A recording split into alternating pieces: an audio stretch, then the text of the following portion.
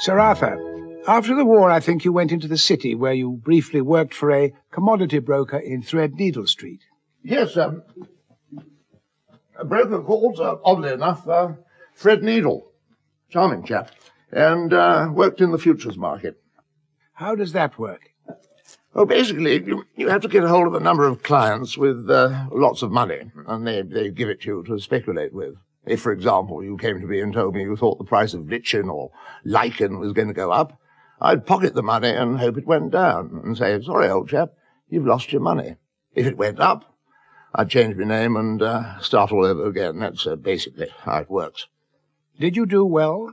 Initially, yes, I did very well, but along came the Korean War, and I took the view that liniment would probably go up during the war, because obviously there'd be a lot of injuries and people would need to rub liniment into their legs. But unbeknownst to me, Korea is absolutely littered with liniment wells, which could produce about 15 million barrels a day.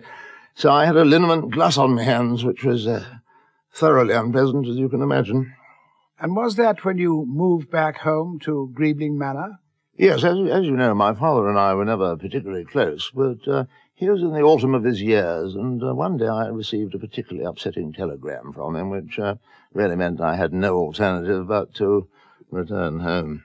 It was his last wish? Well, it was the last thing he wanted, was the way he phrased it, but I knew what he meant.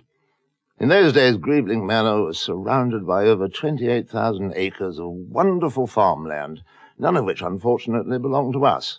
But my father didn't see why that should stop us farming it, secretly. How do you mean, farm it secretly? Well, we would rise about 2 a.m., preferably on a night when there was no moon, and go out into the adjacent fields and till them, do the weeding, hose down a neighbour's Land Rover, that sort of thing. Very much the sort of thing a normal farmer does, except done secretly and not on one's own land. Ploughing, harrowing, blocking the local roads of sheep, yelling at people to get off the property, that sort of thing.